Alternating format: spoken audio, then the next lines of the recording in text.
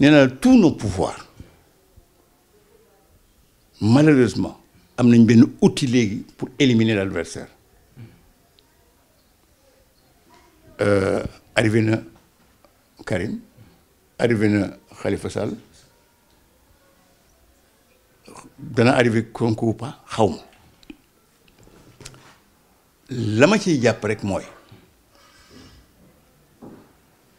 te ces leçons là bëgg ñu tiré ko ci nan la nit ki di def yow mii nekk dans le champ politique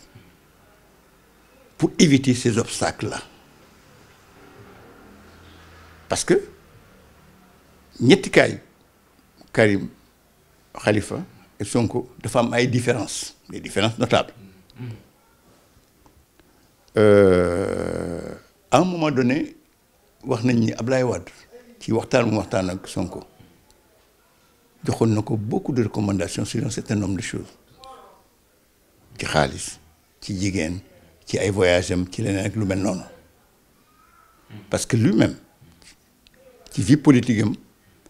daf ci am yenn yu bari yoo xam ni daf ci moytu bu baax a baax a baax parce que les pouvoirs peuvent être les mêmes xëy na dañuy gën a saay-saay rek suivant les années mais jéem nañ ko am fu ñu koy jaar moom tamit ci à l'époque moo tax bu ñu doon waxtaan léegi man la quelqu'un qui a été traqué autant que Ablaye Wade ci façon bu nekk ci fañ ko mën a jaaree parce que ci xaalis moom mënuñ ko woon jaaree parce que secteur bi muy évoluer jotewul dara ak xaalisu état loolu lu ko dimbali woon la il est avocat il est consultant et cetera la mooy am bañ na ko ba bu ñëwee rapidement jënd na ci ay terrain jënd na ci ay kër yu kenn xamul kooku xam nga tey jot ko yombul sur d'autres plans sa vie était tellement régulée avec sa dame et ses enfants que amul foo ko jaar donc tout autre opposant ci suñu pays il fallait faire beaucoup attention et l'histoire de Sonko notamment l'histoire avec Adji Sarr par exemple ça me navre au plus haut point ça me navre parce que day mel ni ñun dañu nekk ci affaire yu rëy yu grave yoo xam yu am solo la mais affaire boobu ñëw comme un cheveu dans la soupe dugg ci day yàq lu bari parce que ça sème le doute dans l'esprit am na amul lii la nii la wala kenn xamul et Karim m'a dit en prison bis mu ne ma ñu benn jeune bu doon wax non ñun dañuy def Macky Sall mu ne ñu yow man dama am tàngu Macky Sall c'est lui qui dit j'ai pas son temps Malick xam nga lu ma nekk fii réfléchir te boobu mi ngi prison génnagul réfléchir à des plans et des programmes pour ëllëg si biir yaakaar naa ne Sénégalais am nañ yaakaar ci man ma indi loolu pour les Sénégalais biir prison la may wax loolu ay seedaa ngi fi ku ci dégg da nga ne kii damaa toogoon bi ma koy wax Malick Sow mu ne mu yokk ci mu ne Macky a fait perdre beaucoup d'années au Sénégal avec l'histoire de Karim Wade parce que toutes les premières années c'était quoi Karim Wade jàpp nañ ko fii Karim Wade si Karim Wade alors que nous avions d'autres priorités que l'histoire de Karim Wade je dis la même chose ici depuis quelques années ngi nii ci lan lañ nekk Sonko Adji Sarr Samba Ndiaye wala ngeen xam dafa nga un pays normal des gens normaux war nañu passer tout le temps dans de petits détails comme ça c'est navrant parce que et puis mais c'est bassesse et pire que cela dafa indiwaat ay résistance ay sentiments yoo xam ni notre pays n'en avait pas besoin dama la ce pays-là on le construit depuis très longtemps par suñu maam ak suñu maamaat yi mu am osmose symbiose entre les races les ethnies les religions même dara warul koo xajamal dara waru ko yàq mais tous ces actes qui ont été posés ont fait que les gens se sont radicalisés aujourd'hui dans ce pays ci loo xam ne baaxul pour Sénégal baaxul may xool suma mbokk bee parce que wolof la gis ni dañ koy sonal parce que wolof la kii sonal kii parce que joola la parce que dañ koy sonal kii ne parce que tukulóor ëllëg ki xamul kooku baaxul pour réew mi et j'ai dit tout à l'heure on sait où commencent ces choses on ne sait pas où ça va finir loolu tax le cas Sonko ci côté boobu mu nekk lu ma metti on aurait vraiment pu faire l'économie de ce type de problème là boo xam ni ça nous ramène vraiment très bas loolu daal laa ci mën a wax concernant le problème de Sonko en souhaitant que vraiment qu'on dépasse là parce que nous on a d'autres priorités Sénégal dafa am yeneen yu mu war a def lu loolu. non non non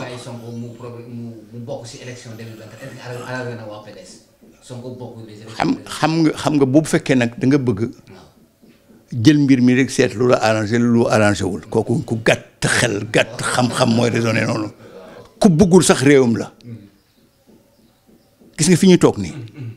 yàlla tànn na ba pare ki nar a jiite Sénégal pare na leneen lu nit def te am beneen sens wala xam da nga ci ñaaw te du ko jar qui sera le président Dieu seul sait kan moo nar a bokk Dieu seul sait kan moo ko nar a fekke Dieu seul sait maintenant dans les pays day am ay situations yoo xam ne ñaari yoon moo am puisque comme li arrivé Khalifa li arrivé Karim on a emprunté la voie judiciaire et c'est ça qui est navrant dans cette histoire-là parce que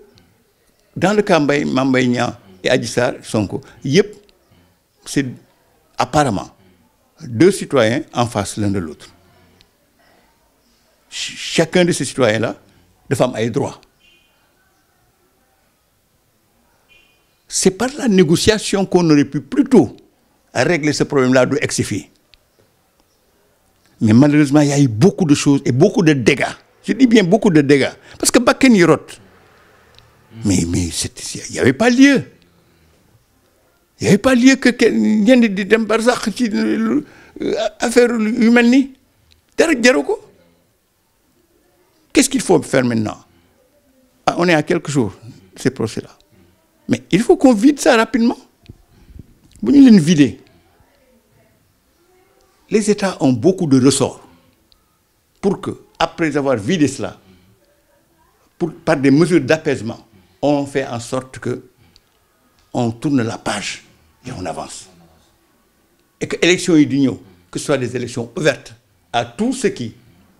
peuvent y participer et qui ont le droit d'y participer. Parce que même avec Macky Sall c'est possible. Non yow tamit Macky dama la wax dès le départ. Sauf Macky Sall. Non xam nga man bu may wax affaire sauf Macky Sall wala du ma ne sauf Macky Sall sauf quelqu'un boo xam ne loi moo ko boolewul. Pour mu bokk. xam nga kooku du yow yaa koy ciblé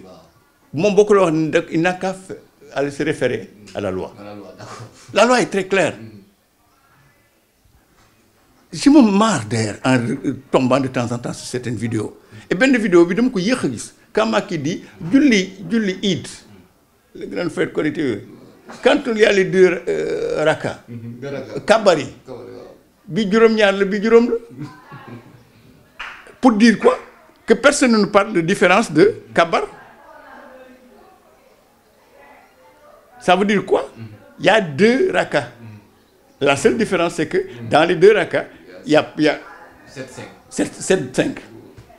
Toi, tu as fait 7-5 et on n'a dit pas plus de 2. C'est terminé. Kooku xam nga man côté boobu j'ai dit tout à l'heure Abdoulaye Wade mën na kaf ci maa waxat wala kenn xamul mais bii kooku benn yoon la ko Abdoulaye Wade xam nga ni ñaar benn yoon la ko wax ci loolu jeex na même si les gens le répètent mais dans le cas de Macky combien de fois Macky a répété combien de fois il a répété que moom bokkul combien de fois ces gens ont répété que moom bokkul et aujourd'hui le problème que même ces comment dire encore ces alliés j'ai entendu les gens du PIT l'autre jour le discours est clair hein bu kenn la wax leen waxuñu la réalité mooy nous avons accompagné Macky avec des convictions que nous partageons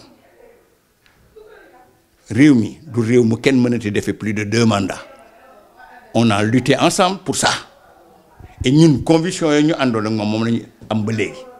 ça veut dire que le pays dit normalement su ñu gisee Macky def leneen nag wax dëgg yàlla bu ñu logiqué pare nañ ci compagnonnage boobu parce qu'il faut que quand même qu'on apprenne à se respecter qu'on apprenne à respecter les autres mais à se respecter même soi-même parce que tey nag ñoo fi nekk mais ëllëg doom ak sët yi ñoo ñëw mais si dans l'histoire nos enfants apprennent que leur papa leur grand-papa ñoom lu ñu wax dañ koy wax tey génn ci ëllëg seen wax dara taxawul l'image qu'on va rester sera une image vraiment boo xam ni dana ñaaw lool pour les générations à venir. Voilà. Donc monsieur Sow bi mooy suñu dernière question donc su ñu xoolee politiquement Sénégal parti politique yëpp ñu nekk fii sans distinction.